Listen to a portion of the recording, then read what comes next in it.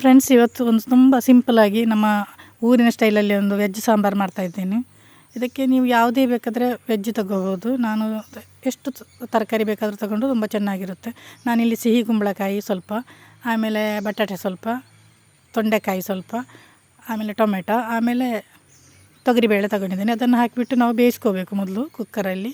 ಪಾತ್ರೆಯಲ್ಲಿ ಬೇಕಾದರೂ ಬೇಯಿಸ್ಕೋಬೋದು. ಆಮೇಲೆ ನೋಡಿ ಅದರ ಸಾಮಗ್ರಿ ಇದೆಲ್ಲ.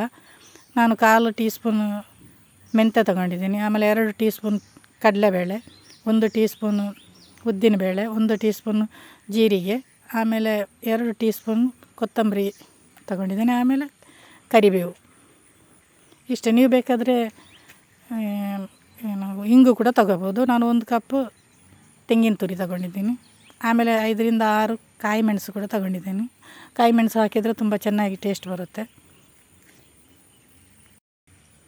ಇವನ್ನೆಲ್ಲ ನಾವು ಒಂದೊಂದಾಗಿ ಫ್ರೈ ಮಾಡ್ಕೋಬೇಕು. ಆಮೇಲೆ ಡ್ರೈ ಚಿಲ್ಲಿ ಕೂಡ, ಒಣಮೆಣಸು ಒಂದು 12 ತಗೊಂಡಿದ್ದೇನೆ ನಾನು. ನೀವು ನಿಮ್ಮ ರುಚಿಗೆ ತಕ್ಕ ಹಾಗೆ ತಗೊಳ್ಳಿ. ಜಾಸ್ತಿ ತಗೋಬೋದು, ಕಡಿಮೆ ಕೂಡ ತಗೋಬೋದು. ನಾವು ಸ್ವಲ್ಪ ಜಾಸ್ತಿ ಮಾಡ್ತಾಯಿದ್ದೇವೆ, ಅದರಿಂದ ಸ್ವಲ್ಪ ಜಾಸ್ತಿ ತಗೊಂಡಿದ್ದೇವೆ. ಆಮೇಲೆ ಇವನ್ನೆಲ್ಲ ಸ್ವಲ್ಪ ಸ್ವಲ್ಪವಾಗಿ ಫ್ರೈ ಮಾಡ್ತಾ ಬರಬೇಕು. ನೋಡಿ, ಎಣ್ಣೆ ಹಾಕ್ಕೊಂಡದ್ದು ನೀವು ಯಾವ ಎಣ್ಣೆ ಬೇಕಾದರೂ ಹಾಕೋಬೋದು. ತೆಂಗಿನ ಎಣ್ಣೆ ಇಲ್ಲ ಸನ್ಫ್ಲವರ್ ಯಾವುದಾದ್ರೂ ನೀವು ಯೂಸ್ ಮಾಡುವಂಥದ್ದು. ಆಮೇಲೆ ಅದು ಸ್ವಲ್ಪ ಬಿಸಿ ಆದಮೇಲೆ ಉದ್ದಿನಬೇಳೆ ಹಾಕ್ಕೋಬೇಕು. ಹಾಗೆಯೇ ಎಲ್ಲವನ್ನು ಒಂದೊಂದಾಗಿ ನೀವು ಫ್ರೈ ಮಾಡ್ತಾ ಹೋದರೆ ಆಯಿತು. ಆಮೇಲೆ ಅದನ್ನು ಚೆನ್ನಾಗಿ ಗ್ರೈಂಡ್ ಮಾಡ್ಕೋಬೇಕು. ಇವಾಗ ನೋಡ್ಕೊಂಡು ಬರೋಣ ಬನ್ನಿ.